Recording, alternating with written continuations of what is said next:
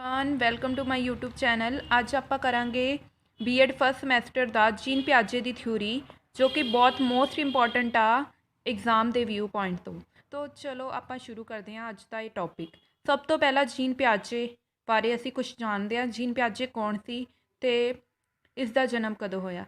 Jean ਪਿਆਜੇ ਦਾ ਜਨਮ ਜਿਹੜਾ ਹੋਇਆ 9 ਅਗਸਤ 1896 ਈਸਵੀ ਨੂੰ ਹੋਇਆ ਸਵਿਟਜ਼ਰਲੈਂਡ 'ਚ। ਠੀਕ ਆ। ਜੀਨ ਪਿਆਜੇ ਕੌਣ ਸੀ? ਇੱਕ ਵਿਗਿਆਨੀ ਸੀ ਜਿਸ ਨੇ ਥਿਊਰੀ ਦਿੱਤੀ ਬੱਚਿਆਂ ਦੇ ਸੰਬੰਧ ਵਿੱਚ। ਅੱਗੇ ਉਸਨੇ ਕਿਹੜਾ ਸਿਧਾਂਤ ਦਿੱਤਾ? ਬੁੱਧੀਆਤਮਕ ਦਾ ਸਿਧਾਂਤ ਵਿਕਾਸ। ਇਸ ਨੂੰ ਇੰਗਲਿਸ਼ 'ਚ ਬੋਲਦੇ ਆ cognitive theory of development. Okay, so this is what. ਇਹ ਹੈਗਾ ਪਿਆਜੇ ਦੁਆਰਾ ਦਿੱਤੀ ਗਈ ਥਿਊਰੀ ਅਤੇ ਪਿਆਜੇ ਦਾ ਜਨਮ, ਉਸਦੀ ਡਿਟੇਲ। ਉਹਦਾ ਕੀ ਕਹਿਣਾ ਸੀ ਕਿ ਬੁੱਧੀ ਜਨਮ ਤੋਂ ਹੀ ਇੱਕੋ ਜਿਹੀ ਨਹੀਂ ਹੁੰਦੀ, ਬੁੱਧੀ ਦਾ ਵਿਕਾਸ ਹੁੰਦਾ ਹੈ। ਛੋਟੇ ਬੱਚੇ ਦੀ ਬੁੱਧੀ ਅਤੇ ਵੱਡੇ ਨੌਜਵਾਨ ਦੀ ਬੁੱਧੀ ਵਿੱਚ ਫਰਕ ਹੁੰਦਾ ਆ, ਅਤੇ ਇਹਨਾਂ ਦੀ ਬੁੱਧੀ ਜਨਮ ਤੋਂ ਇੱਕੋ ਜਿਹੀ ਨਹੀਂ ਹੁੰਦੀ, ਇਹਨਾਂ ਦਾ ਵਿਕਾਸ ਹੁੰਦਾ ਹੈ। ਉਸਦਾ ਜੀਨ ਪਿਆਜੇ ਅਨੁਸਾਰ ਸਿੱਖਣਾ ਇੱਕ ਬੌਧਿਕ ਪ੍ਰਕਿਰਿਆ ਹੈ। ਸਿੱਖਣਾ ਕੀ ਆ? ਇੱਕ ਬੌਧਿਕ ਪ੍ਰਕਿਰਿਆ ਹੈ। ਠੀਕ ਆ। ਉਸਨੇ 40 ਵਰ੍ਹੇ ਤੱਕ ਉਹਨੇ ਇਹ ਅਧਿਐਨ ਕੀਤਾ ਕਿ ਬੱਚੇ ਕਿਸ ਤਰ੍ਹਾਂ ਸਿੱਖਦੇ ਹਨ, ਕਿਸ ਤਰ੍ਹਾਂ ਉਹਨਾਂ ਦੀ ਬੁੱਧੀ ਦਾ ਵਿਕਾਸ ਹੁੰਦਾ ਹੈ। ਇਸ ਲਈ ਉਸਨੇ ਇਸ ਥਿਊਰੀ ਨੂੰ ਦਿੱਤਾ, ਜਿਸ ਦੀਆਂ ਅੱਗੇ 4 ਸਟੇਜਾਂ ਹਨ। ਜੀਨ ਪਿਆਜੇ ਅਨੁਸਾਰ ਸਿੱਖਣਾ ਇੱਕ ਬੌਧਿਕ ਪ੍ਰਕਿਰਿਆ, ਅਤੇ ਜੀਨ ਪਿਆਜੇ ਦੀਆਂ ਬੁੱਧੀ ਆਤਮਿਕ ਵਿਕਾਸ ਦੀਆਂ ਅਵਸਥਾਵਾਂ ਕਿੰਨੀਆਂ ਹਨ? 4 ਅਵਸਥਾਵਾਂ ਦਿੱਤੀਆਂ ਹਨ। ਸਭ ਤੋਂ ਪਹਿਲੀ ਅਵਸਥਾ ਜਿਹੜੀ ਆ ਸੈਂਸਰੀ ਮੋਟਰ ਸਟੇਜ। ਇਸ ਸਟੇਜ ਵਿੱਚ ਕੀ ਆ? ਸੰਵੇਦਨਾਤਮਿਕ ਗਤਿਜ ਅਵਸਥਾ, ਇਸ ਨੂੰ ਪੰਜਾਬੀ ਵਿੱਚ ਬੋਲਿਆ ਜਾਂਦਾ ਹੈ।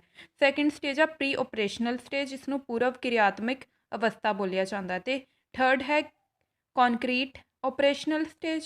ਇਸ ਸਟੇਜ ਨੂੰ ਪੂਰਵ ਸੰਕਿਰਿਆਤਮਕ ਅਵਸਥਾ ਕਿਹਾ ਜਾਂਦਾ ਹੈ। ਅਤੇ ਨੈਕਸਟ ਹੈਗੀ ਫਾਰਮਲ ਓਪਰੇਸ਼ਨਲ ਸਟੇਜ, ਇਸ ਨੂੰ ਉਪਚਾਰਿਕ ਸੰਕਿਰਿਆਤਮਕ ਅਵਸਥਾ ਕਿਹਾ ਜਾਂਦਾ। ਅਤੇ ਇਹ 4 ਅਵਸਥਾਵਾਂ ਜਿਹੜੀਆਂ ਪਿਆਜੇ ਦੁਆਰਾ ਦਿੱਤੀਆਂ ਗਈਆਂ, ਇਸ ਨੂੰ ਡਾਇਗ੍ਰਾਮ ਰਾਹੀਂ ਵੀ ਦਰਸਾਇਆ ਜਾ ਸਕਦਾ ਹੈ। ਦੇਖ ਸਕਦੇ ਹੋ Piaget's cognitive development stages: sensory motor, pre operation, concrete operational, formal operational stage. ਤਾਂ ਸੈਂਸਰੀ ਮੋਟਰ 0 ਤੋਂ 2 ਈਅਰਸ ਦੇ ਵਿੱਚ ਹੁੰਦੀ ਆ। ਪ੍ਰੀ ਓਪਰੇਸ਼ਨਲ ਸਟੇਜ ਜਿਹੜੀ ਆ 2 ਤੋਂ 7 ਈਅਰਸ ਓਲਡ ਵਿੱਚ ਹੁੰਦੀ ਆ। ਅਤੇ ਕੌਨਕਰੀਟ ਓਪਰੇਸ਼ਨਲ ਸਟੇਜ 7 ਤੋਂ 11। ਫਾਰਮਲ ਓਪਰੇਸ਼ਨਲ ਸਟੇਜ ਹਾਂ 11 ਤੋਂ 15 ਸਾਲ ਦੀ ਉਮਰ ਵਿੱਚ।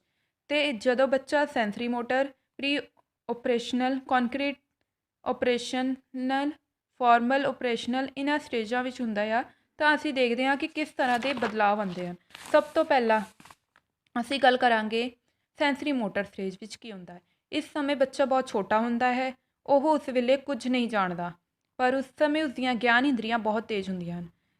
0 ਤੋਂ 2 ਸਾਲ ਦੀ ਉਮਰ, ਤੁਸੀਂ ਸੋਚ ਸਕਦੇ ਹੋ ਕਿ ਬੱਚਾ ਕਿੰਨਾ ਛੋਟਾ ਹੁੰਦਾ ਹੈ। ਉਹ ਕੁਝ ਸਮਝ ਨਹੀਂ ਸਕਦਾ, ਨਾ ਹੀ ਜਾਣ ਸਕਦਾ ਹੈ। ਉਸਦੀਆਂ ਗਿਆਨ ਇੰਦਰੀਆਂ ਬਹੁਤ ਤੇਜ਼ ਉਸਦੀਆਂ ਗਿਆਨ ਇੰਦਰੀਆਂ ਸੁਣਨਾ, ਦੇਖਣਾ, ਇਹ ਸਭ ਬਹੁਤ ਤੇਜ਼ ਹੁੰਦੀਆਂ ਹਨ। ਠੀਕ ਆ। ਉਸ ਅੰਦਰ ਰੋਣਾ, ਮੁਸਕਰਾਉਣਾ, ਭੁੱਖ ਲੱਗਣਾ ਆਦਿ ਵਰਗੀਆਂ ਪ੍ਰਵਿਰਤੀਆਂ ਮੌਜੂਦ ਹੁੰਦੀਆਂ ਹਨ। ਤੁਸੀਂ ਦੇਖਿਆ ਹੋਵੇਗਾ ਛੋਟਾ ਬੱਚਾ ਹਮੇਸ਼ਾ ਰੋਂਦਾ ਰਹਿੰਦਾ ਹੈ, ਮੁਸਕਰਾਉਂਦਾ ਰਹਿੰਦਾ ਹੈ, ਜਾਂ ਉਹਨੂੰ ਭੁੱਖ ਲੱਗਦੀ ਤਾਂ ਉਹ ਰੋਂਦਾ ਹੈ। ਅਤੇ ਇਹ ਸਾਰੀ ਪ੍ਰਵਿਰਤੀਆਂ ਉਸਦੇ ਬਚਪਨ ਤੋਂ ਹੀ ਮੌਜੂਦ ਹੁੰਦੀਆਂ ਹਨ। ਇਹ ਪਿਆਜੇ ਨੇ ਆਪਣੀ ਥਿਊਰੀ ਵਿੱਚ ਕਿਹਾ ਹੈ। ਅਗਲੇ 18 ਮਹੀਨਿਆਂ ਦੌਰਾਨ ਕੀ ਹੁੰਦਾ ਹੈ? ਬੱਚਾ ਬੋਲਣਾ, ਪਹਿਚਾਨਣਾ ਵਰਗੇ ਗੁਣ ਵੀ ਸਿੱਖ ਲੈਂਦਾ ਹੈ। 18 ਮਹੀਨੇ ਜਦੋਂ ਬੀਤ ਜਾਂਦੇ ਹਨ ਤਾਂ ਉਹ ਬੋਲਣਾ, ਪਹਿਚਾਨਣਾ ਵਰਗੇ ਗੁਣ ਵੀ ਸਿੱਖ ਲੈਂਦਾ ਹੈ। ਇਸ ਏਜ ਵਿੱਚ ਉਸ ਨੂੰ ਮਾਤ ਭਾਸ਼ਾ ਦੇ ਕੁਝ ਸ਼ਬਦ ਹੀ ਆਉਂਦੇ ਹਨ। ਪੂਰੀ ਮਾਤ ਭਾਸ਼ਾ ਆਪਣੀ ਨਹੀਂ ਸਿੱਖ ਸਕਦਾ, ਸਿਰਫ ਮੰਮਾ ਪਾਪਾ ਇਹੀ ਬੋਲਣਾ ਸਿੱਖ ਪਾਉਂਦਾ ਹੈ। ਅੱਗੇ ਆਪਾਂ ਦੇਖਾਂਗੇ ਪ੍ਰੀ ਓਪਰੇਸ਼ਨਲ ਸਟੇਜ। 2 ਤੋਂ 7 ਸਾਲ ਦੀ ਉਮਰ ਵਿੱਚ ਕੀ ਹੁੰਦਾ ਆ? ਇਸ ਸਟੇਜ ਵਿੱਚ ਬੱਚਾ ਮਾਤ ਭਾਸ਼ਾ ਸਿੱਖ ਲੈਂਦਾ ਹੈ। ਮਾਤ ਭਾਸ਼ਾ ਉਹ ਸਿੱਖ ਲੈਂਦਾ ਪੂਰੀ ਤਰ੍ਹਾਂ। ਇਸ ਸਟੇਜ ਵਿੱਚ ਬੱਚੇ ਨੂੰ ਸਜੀਵ ਅਤੇ ਨਿਰਜੀਵ ਵਿੱਚ ਅੰਤਰ ਪਤਾ ਲੱਗ ਜਾਂਦਾ ਹੈ। ਉਸ ਨੂੰ ਪਤਾ ਲੱਗ ਜਾਂਦਾ ਕਿਹੜੀ ਵਸਤੂ ਜਿੰਦੀ ਹੈ, ਕਿਹੜੀ ਵਸਤੂ ਮਰੀ ਹੋਈ ਹੈ, ਕਿਹੜੀ ਸਜੀਵ ਹੈ, ਕਿਹੜੀ ਨਿਰਜੀਵ ਹੈ। ਠੀਕ ਆ। ਉਹਨੂੰ ਛੂ ਕੇ ਪਤਾ ਲੱਗਦਾ। ਉਹ ਸਿਰਫ ਆਪਣੇ ਹੀ ਬਾਰੇ ਵਿੱਚ ਸੋਚਦਾ ਹੈ। ਉਸਦੀ ਤਰਕ ਸ਼ਕਤੀ ਬਹੁਤ ਜ਼ਿਆਦਾ ਵਿਕਸਿਤ ਹੋਈ ਨਹੀਂ ਹੁੰਦੀ। ਉਹ ਤਰਕ ਨਹੀਂ ਕਰ ਸਕਦਾ, ਪਰ ਉਹ ਆਪਣੇ ਹੀ ਬਾਰੇ ਵਿੱਚ ਸੋਚਦਾ ਹੈ। ਨੈਕਸਟ ਹੈਗੀ ਤੁਹਾਡੀ ਕੌਨਕਰੀਟ ਓਪਰੇਸ਼ਨਲ ਸਟੇਜ, ਜਿਸ ਨੂੰ ਪੂਰਵ ਸੰਕਿਰਿਆਤਮਕ ਅਵਸਥਾ ਕਿਹਾ ਜਾਂਦਾ ਹੈ। ਇਹ 7 ਤੋਂ 11 ਸਾਲ ਤੱਕ ਹੁੰਦੀ ਹੈ। ਕੋਈ ਬੁੱਕਸ 'ਚ 12 ਸਾਲ ਤੱਕ ਦਿੱਤੀ ਹੈ, ਪਰ 7 ਤੋਂ 11 ਸਾਲ ਤੱਕ ਤੁਸੀਂ ਕਰਨੀ ਆ। ਠੀਕ ਆ। ਇਸ ਅਵਸਥਾ ਵਿੱਚ ਕੀ ਹੁੰਦਾ? ਇਸ ਅਵਸਥਾ ਵਿੱਚ ਬੱਚੇ ਦੀ ਸਮਝ ਵਿਕਸਿਤ ਹੋਣੀ ਸ਼ੁਰੂ ਹੋ ਜਾਂਦੀ ਹੈ। ਉਹ ਸਮਝਣ ਲੱਗਦਾ ਹੈ ਗੱਲਾਂ ਨੂੰ। ਬੱਚਾ ਗਿਣਤੀ ਕਰਨੀ ਸਿੱਖ ਜਾਂਦਾ ਹੈ, ਡਿਵਾਈਡ ਕਰਨਾ, ਘਟਾਓ ਕਰਨਾ, ਇਹ ਸਭ ਉਹ ਇਸ ਸਟੇਜ ਵਿੱਚ ਸਿੱਖ ਜਾਂਦਾ ਹੈ ਅਤੇ ਉਸਨੂੰ ਲੰਬਾਈ ਚੌੜਾਈ ਆਦਿ ਆਕਾਰਾਂ ਦੀ ਜਾਣਕਾਰੀ ਹੋ ਜਾਂਦੀ, ਉਸਨੂੰ ਲੰਬਾਈ ਚੌੜਾਈ ਦੀ ਵੀ ਜਾਣਕਾਰੀ ਹੋ ਜਾਂਦੀ ਹੈ। ਨੈਕਸਟ ਆਪਾਂ ਪੜ੍ਹਾਂਗੇ, ਸਾਡੀ ਹੈਗੀ ਫਾਰਮਲ ਓਪਰੇਸ਼ਨਲ ਸਟੇਜ। ਇਹ ਹੁੰਦੀ ਹੈ 12 ਤੋਂ 15 ਸਾਲ ਦੀ ਉਮਰ ਵਿੱਚ। ਇਸ ਸਟੇਜ ਵਿੱਚ ਕੀ ਹੁੰਦਾ ਹੈ ਤੁਸੀਂ ਦੇਖ ਸਕਦੇ ਹੋ। ਇਸ ਅਵਸਥਾ ਵਿੱਚ ਬੱਚੇ ਦਾ ਸੋਚਣ ਸਮਝਣ ਦਾ ਦਾਇਰਾ ਵੱਧ ਜਾਂਦਾ ਹੈ। ਉਹ ਆਪਣੀਆਂ ਸਮੱਸਿਆਵਾਂ ਨੂੰ ਸੁਲਝਾਉਣ ਲਈ ਅਲੱਗ-ਅਲੱਗ ਕੋਸ਼ਿਸ਼ਾਂ ਕਰਨ ਲੱਗ ਜਾਂਦਾ ਹੈ। ਉਸਨੂੰ ਸਮਝ ਆ ਜਾਂਦਾ ਹੈ ਕਿ ਉਸਨੂੰ ਆਪਣੀਆਂ ਸਮੱਸਿਆਵਾਂ ਨੂੰ ਹੱਲ ਕਰਨ ਲਈ ਕੀ ਕਰਨਾ ਚਾਹੀਦਾ ਹੈ ਅਤੇ ਕੀ ਨਹੀਂ ਕਰਨਾ ਚਾਹੀਦਾ। ਉਹ ਤਰਕ ਕਰਨਾ ਸਿੱਖ ਜਾਂਦਾ ਹੈ।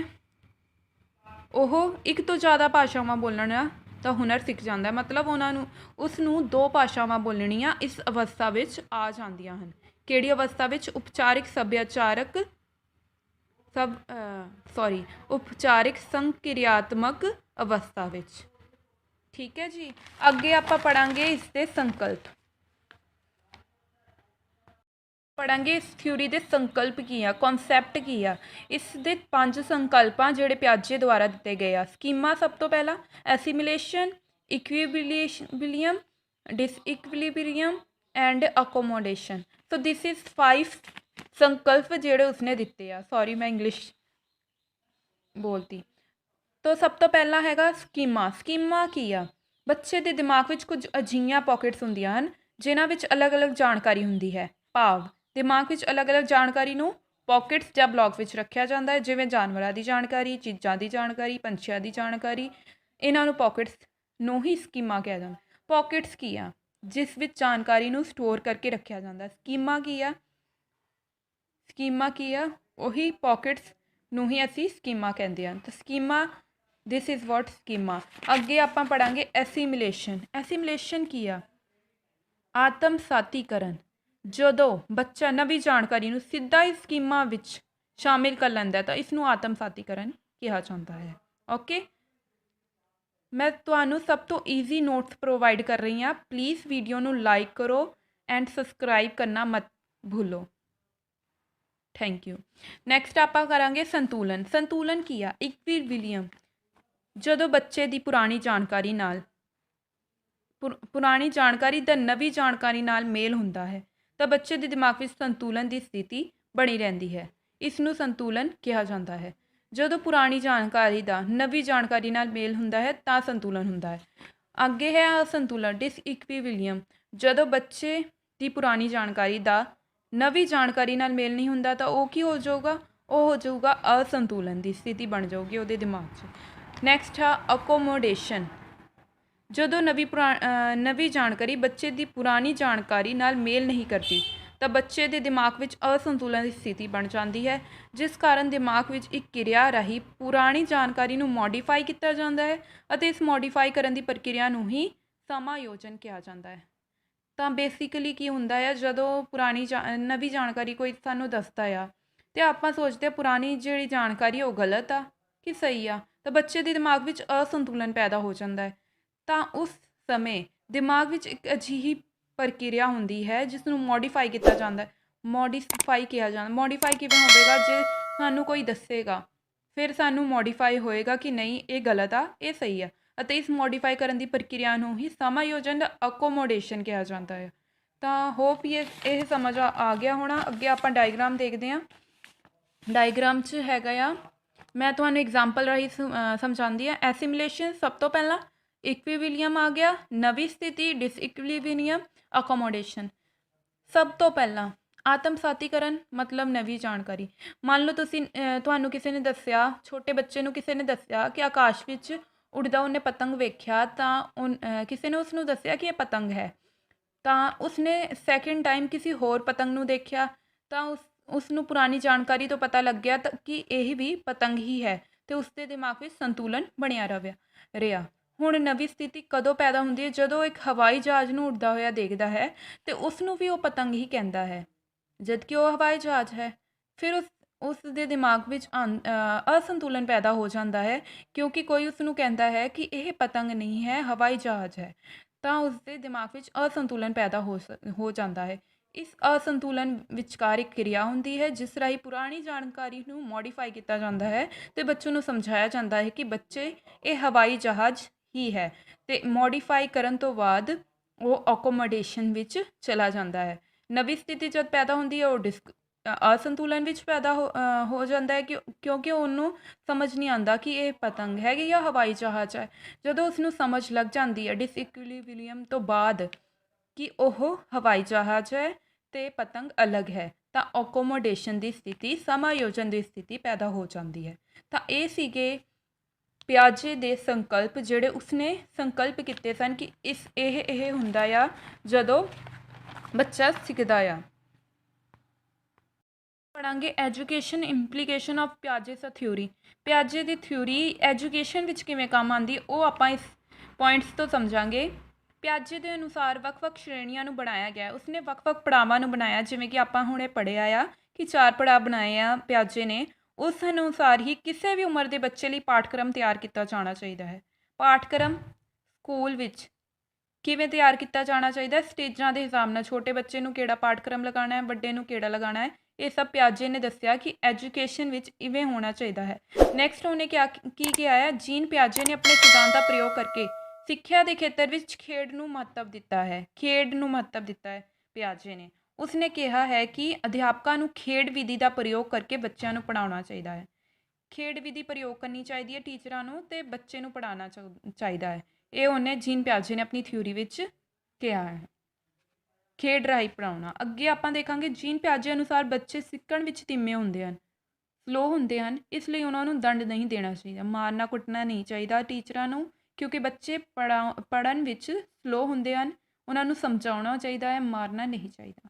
ਅੱਗੇ ਹੈਗਾ ਬੱਚਿਆਂ ਨੂੰ ਆਪਣੀ ਸਮੱਸਿਆ ਦਾ ਹੱਲ ਆਪ ਕਰਨ ਲਈ ਪ੍ਰੇਰਨਾ ਦੇਣੀ ਚਾਹੀਦੀ ਹੈ। ਜੇਕਰ ਬੱਚੇ ਨੂੰ ਕਿਸੇ ਪ੍ਰਕਾਰ ਦੀ ਕੋਈ ਵੀ ਸਮੱਸਿਆ ਉਹਦਾ ਹੱਲ ਉਹ ਆਪ ਕਰਨ ਇਸ ਲਈ ਵੀ ਪ੍ਰੇਰਿਤ ਕਰਨਾ ਟੀਚਰ ਦਾ ਫਰਜ਼ ਬਣਦਾ ਹੈ। ਅੱਗੇ ਆਪਾਂ ਪੜ੍ਹਾਂਗੇ ਜਦੋਂ ਤੱਕ ਬੱਚਾ ਕੋਗਨੇਟਿਵਲੀ ਰੈਡੀ ਨਾ ਹੋਵੇ ਤਾਂ ਉਸਨੂੰ ਕੁਝ ਵੀ ਨਹੀਂ ਸਿਖਾਉਣਾ ਚਾਹੀਦਾ। ਠੀਕ ਆ ਇੱਦਾਂ ਲਿਖਣਾ ਸੀ ਮੈਂ ਸਿਖਾਉਣਾ ਚਾਹੀਦਾ। ਜਦੋਂ ਤੱਕ ਬੱਚਾ ਰੈਡੀ ਨਹੀਂ ਹੈਗਾ ਪੜ੍ਹਨ ਲਈ ਤੁਸੀਂ ਕਿਵੇਂ ਉਹਨੂੰ ਸਿਖਾ ਸਕਦੇ ਹੋ। ਜੇ ਮੰਨ ਲਓ 5 ਸਾਲ ਦਾ ਬੱਚਾ ਤੁਸੀਂ 8ਵੀਂ ਦਾ ਮੈਥ ਕਿਵੇਂ ਉਸ ਨੂੰ ਕਰਵਾ ਸਕਦੇ ਹੋ ਨਹੀਂ ਕਰਵਾ ਸਕਦੇ ਨਾ। ਇਸ ਲਈ ਪਿਆਜੇ ਨੇ ਆਪਣੀ ਥਿਊਰੀ ਵਿੱਚ ਇਹ ਸਾਰੀਆਂ ਇੰਪਲੀਕੇਸ਼ਨਸ ਦਿੱਤੀਆਂ ਹੈ ਐਜੂਕੇਸ਼ਨ ਦੇ ਸੰਬੰਧ ਵਿੱਚ। ਹੋਪ ਤੁਹਾਡੇ ਲਈ ਇਹ ਵੀਡੀਓ ਯੂਜ਼ਫੁਲ ਹੋਊਗੀ।